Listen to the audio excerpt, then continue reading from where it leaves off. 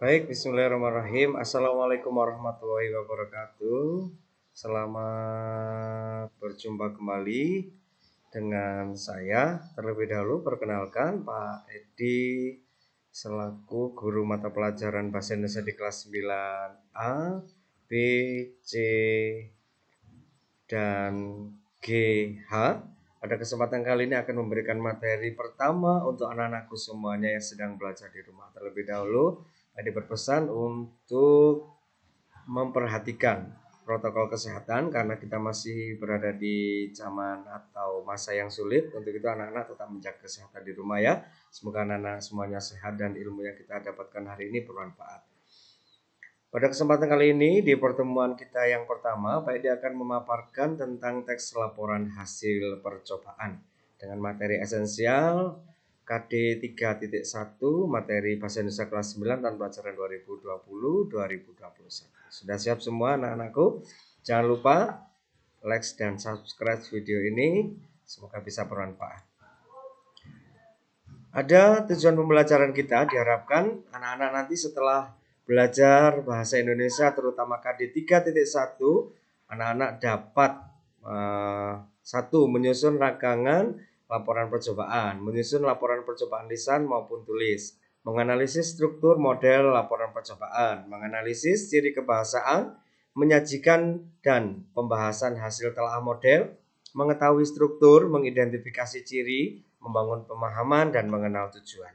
Diharapkan anak-anak nanti dapat mendapatkan hasil. Setelah pembelajaran ini ada 4 poin utama yang masing-masing dijabarkan pada layar ini. Silakan dibaca.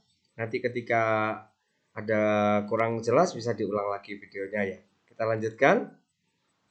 Ada 4 bagian utama pada slide Pak Edi kali ini yang akan saya terangkan. Yang pertama adalah pengertian teks laporan. Selanjutnya adalah struktur teks laporan, ada ciri teks laporan, dan kaidah kebahasaan.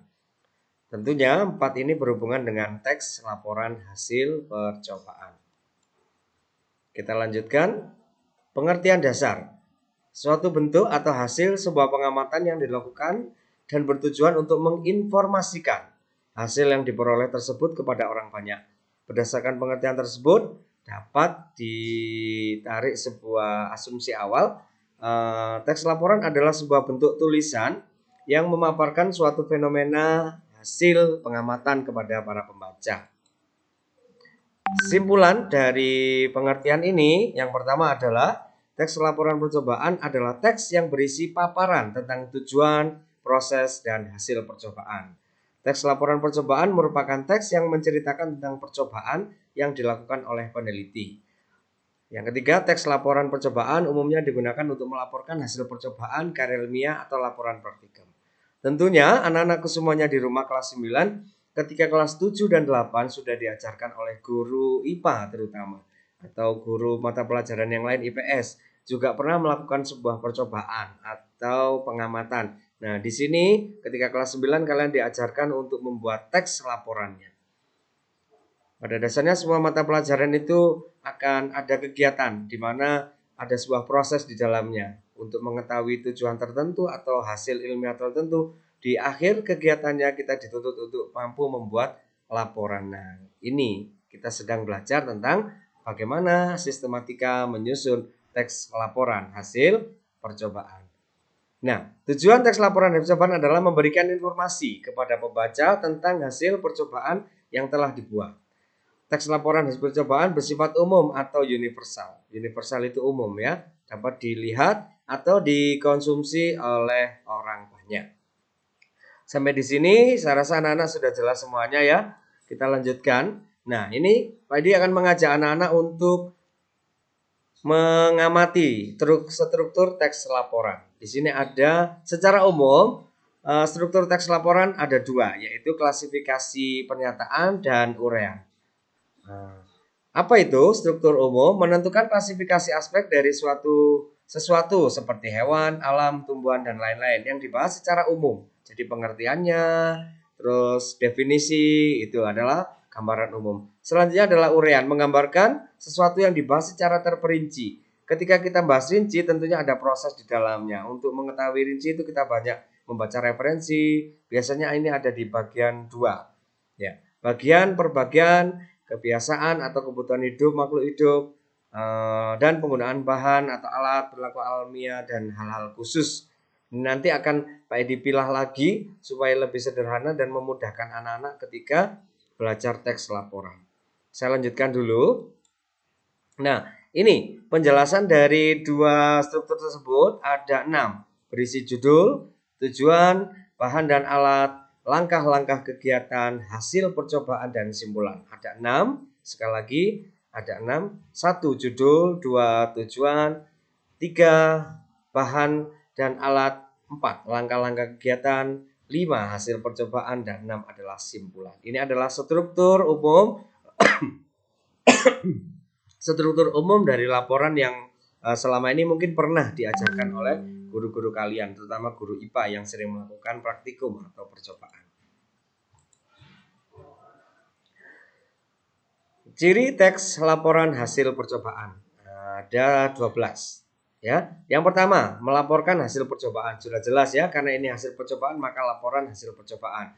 2. Percobaan ilmiah dilakukan guna menguji sesuatu. 3. Teks laporan percobaan diawali dengan memaparkan tujuan. Jadi tujuan kita melakukan percobaan itu untuk apa? Misal dalam buku teks siswa kelas 9 nanti bisa dibuka. Di situ ada percobaan membuat percobaan membuktikan terjadinya sebuah pelangi. Jadi pelangi itu seperti apa itu di buku teks ada, nanti anak-anak bisa membaca. Yang keempat, memaparkan bahan dan alat yang digunakan. Tentunya untuk mengetahui bagaimana terjadinya atau proses terjadinya pelangi itu kita dibutuhkan bahan dan alat. Dan ini harus kita sebutkan pada bagian laporan kita. Yang kelima, memaparkan prosedur. Sama ya, ketika sudah ada tujuan, kita memiliki tujuan, kemudian alat dan bahan, baru prosedur teksnya. Ketika kelas 7 anak-anak sudah diajarkan bagaimana cara membuat prosedur. 6. Memaparkan pencatatan hasil percobaan. Setelah ada alat, ada tujuan, ada alat, ada prosedur kerja. Yang terakhir adalah mencatat hasilnya. Di akhir laporan diharapkan dipaparkan simpulan hasil percobaan berdasarkan hasil analisis terhadap sebuah pengamatan. Kemudian yang paling penting nomor 8. Ya, ketika kita membuat sebuah percobaan, kita harus mengutamakan ini, harus mengandung fakta. Apa itu fakta? Tentunya ketika kelas 8 sudah diajarkan fakta dan opini. Perbedaannya sangat jelas sekali. Fakta itu sesuatu yang benar nyata atau ada, terjadi, dan dapat dibuktikan kebenarannya. Ketika opini itu lawan dari fakta. Bersifat objektif. Tentunya kalau kita membuat percobaan itu harus objektif ya, sesuai dengan objek yang kita amati. Harus ditulis sempurna dan lengkap, tidak boleh ada bagian yang kita sembunyikan karena ini berhubungan dengan data yang dipaparkan. 11. Tidak memasukkan hal-hal yang menyimpang, mengandung prasangka atau pemihakan. Jadi objektif tadi nih ya, objektif itu tidak boleh menyimpang, sesuai dengan objek yang kita amati, tidak boleh mengandung praduga atau prasangka. Jadi harus jelas. 12. Disajikan secara menarik baik dalam tata bahasa yang jelas, isinya berbobot maupun logis. Nanti ada penjelasan selanjutnya terkait kaidah bahasa dari teks laporan ini. Sampai di sini dulu anak-anak bisa memahami ya. Kita lanjutkan. Ini kaidah kebahasaan teks laporan percobaan. Di bawah ini merupakan kaidah kebahasaan teks laporan percobaan, termasuk ciri-cirinya ya. Yang pertama, mengandung sinonim dan antonim. Terlebih dahulu Pak Ida akan mencoba mengajak anak-anak untuk membaca sebuah contoh dari teks laporan. Silakan diamati di layar. Ada sebuah gambar, mohon maaf agak lama.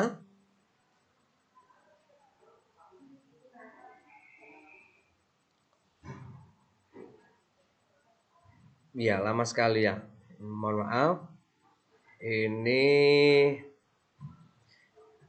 ya, ada gambar laporan praktikum jaringan silem oleh Safira Nur Fadila dan kawan-kawan SMN 1 Dolopo Madiun. Ini ada di dalam buku teks. Anak-anak nanti untuk lebih jelasnya bisa melihat di sana ya.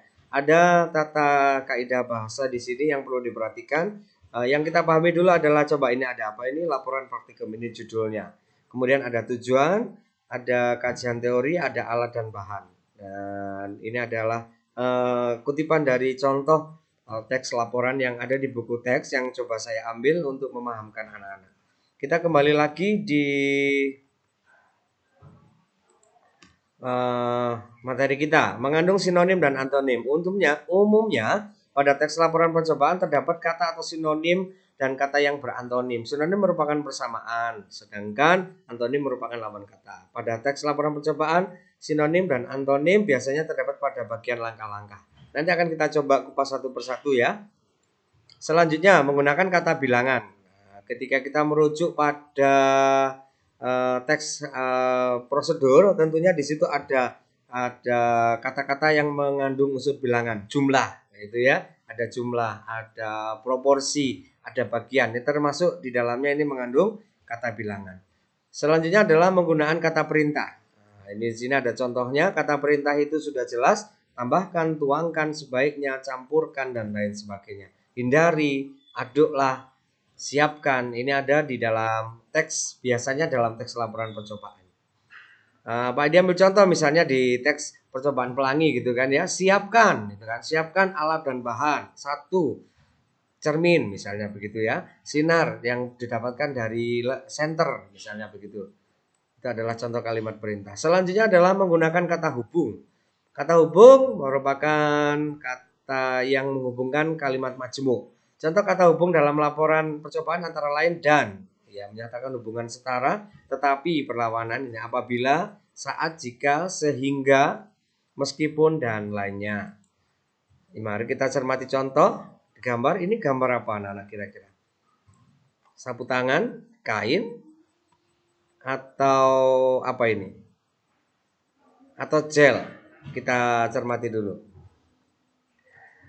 Bagian pertama adalah tujuan. Tujuan dari pembuatan slime. Oh, ternyata kita sedang belajar untuk membuat laporan slime. Ini adalah petunjuknya. Slime tanpa borak agar menjadi kreatif. Bagaimana caranya? Kita siapkan alat dan bahan. Nah, di sini ya, alat dan bahan. Ada 1 sampai 7.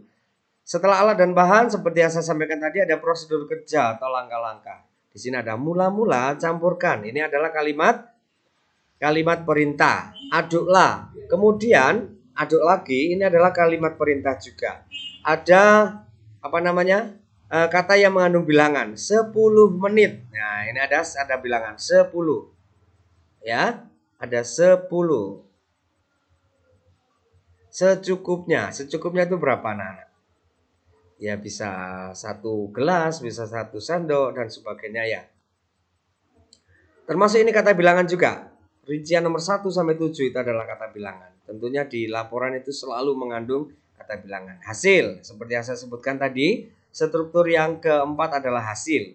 Hasilnya adalah setelah melakukan cobaan ini, kita dapat mempunyai slime yang aman digunakan tanpa boraks. Saat ini slime tanpa boraks sangat populer di kalangan anak-anak.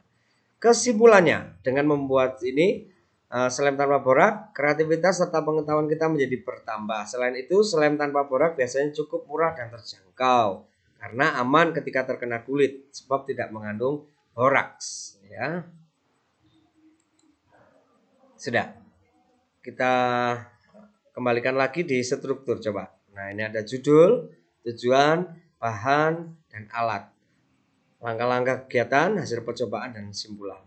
Ya, kita kembali lagi ke slide nomor 17. Sesuai ya.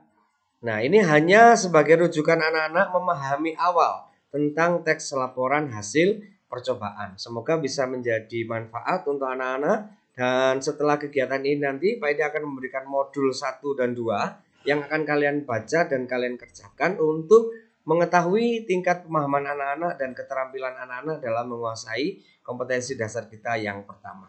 Sekali lagi, ketika anak-anak nanti kesulitan bisa diulang lagi videonya. Semoga bermanfaat video ini. Baik, diakhiri sesi pemaparan materi di slide PowerPoint kali ini dengan harapan anak-anakku semuanya akan semakin akan bertambah pengetahuannya. Tetap jaga kesehatan dan salam literasi. Wassalamualaikum warahmatullahi wabarakatuh.